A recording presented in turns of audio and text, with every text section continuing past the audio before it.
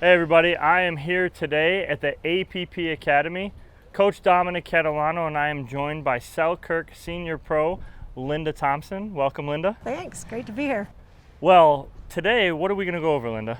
So today I'm going to talk about one of the biggest questions I get from all the students I teach is how to beat a banger. Ooh, that's awesome. That sounds like a lot of fun. Yeah. Guys, we're going to take a quick commercial break. When we come back, we'll be on court with Linda.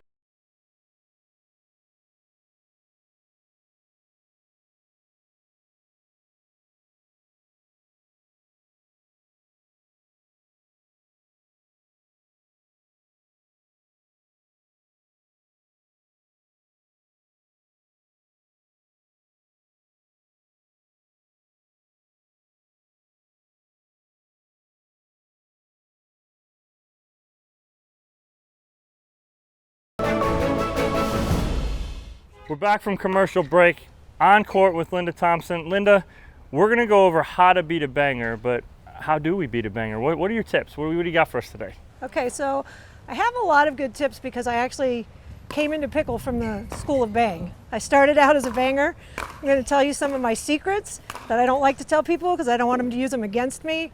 But my game has evolved now to the more well-rounded game, which it had to play on the pro level.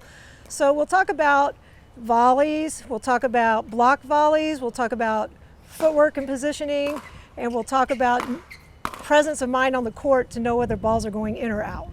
So now that we have all that information, what do you want to go over first?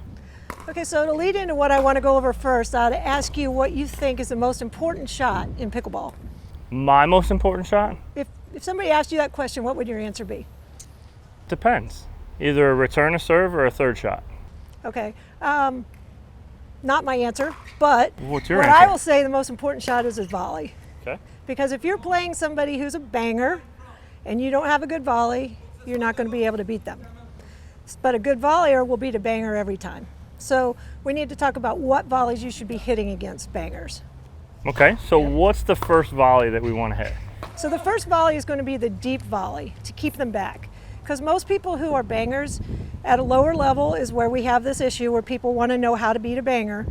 They can't hit more than one or two good shots in a row from the baseline. So if you can get them, keep them back, get them off balance, force an error from them by having a good volley, that puts you in the driver's seat. And so this is more or less, we're talking about a punch volley, right? A punch volley or a roll volley, a deep volley, not inviting them in. What would be the next type of volley? So the next type of volley would be a block volley or a drop volley. Drop volleys are actually very hard shots, especially for a lower level player. Pros can do them pretty well, but these aren't the people that are trying to learn how to beat a banger.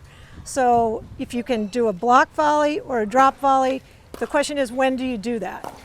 Okay. When do you do that at the right time to take the advantage away from the banger? And what's the key to a good block volley or drop volley?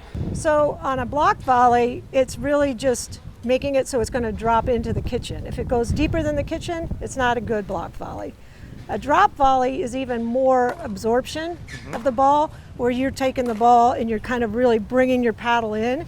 Might even have a little backspin on it because your paddle face is a little bit open, and that's going to be even a shorter drop and a harder ball to get. It's going to bounce lower. And then when we do that too, also talk about your grip pressure. Are we loosening our grip? Are we tightening our grip? What are we doing with the grip pressure on those volleys? So the deeper your volley is going to go, the more grip pressure you're going to have. Because you're really needing to punch forward with that or roll it. You can't have a floppy paddle and do that. You can't use your wrist at all. But once you want to take that pace off the ball, you want to loosen up your grip a little bit. If you loosen it up too much and you try to hit a block volley, your paddle's going to go like this, and that's not going to be effective either. But you want to be able to get this little bit of control on your paddle versus punching. Okay, so now with the punch volley and with the drop volley, what's determining what you're doing? Is your opponent's positioning determining on what you're going to do with that? So you're choosing your volley based on the position you have your opponents in. So number one goal is always to keep your opponents back.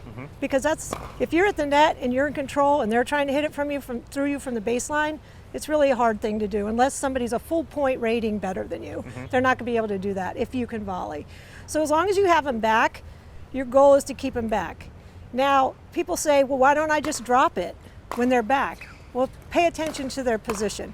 If they've hit a drive and they're going this way, their weight's going forward, they're ready to come in, that's not the good time to hit a drop because they're already on their way in, right? Right. But when you see this and they're still trying to hit a drive, this is now a good time to drop the ball. It doesn't have to be as good.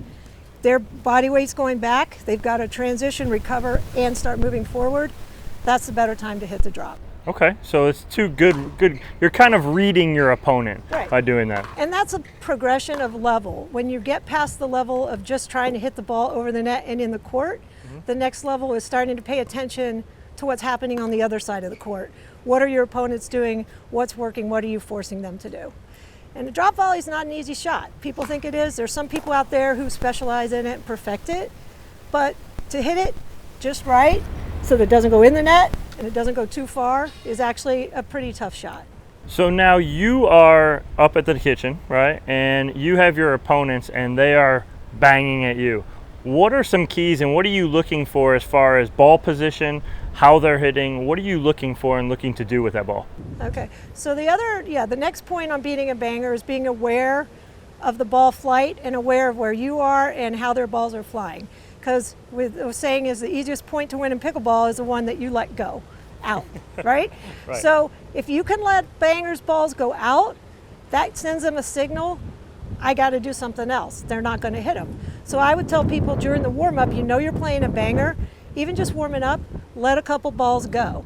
Turn around and see where it bounced. Give yourself that gauge. Did that go in or did that go out? Because now you can judge the flight of their ball, how it's going to go. The other thing is if I'm the banger and I see the volleyer do this, I turn to my partner and I say, let's just keep banging. They're scared of them, right? And if I see a volleyer doing this, I turn to my partner and I say, let's keep banging. They're going to hit everything. Right. So to beat a banger, you can't hit everything. You've got to know when those balls are going out. And just a little tidbit, because as we're out here today, it is a little windy. Right. Does the wind come into factor? Are you thinking about that on the court? Absolutely. If the wind's behind their back and they're off balance at all, chances are their ball's going out. And just let them go. You might lose a point, but you put it in their head that you're not going to hit their out balls. And that's a big, big important point. Some great tips right there. Yeah. All right, Linda, thank you so much for coming out with us today. We really appreciate it. All the tips you're giving us on how to beat a banger. You guys at home, make sure that you're taking everything that Linda says, translate it into your game. But again, Linda, thank you so much for being here with us today. Thanks for having me. That was a lot of fun. Good. So, guys, thank you so much for joining us. Catch us in 2 weeks with our next show on APPTV.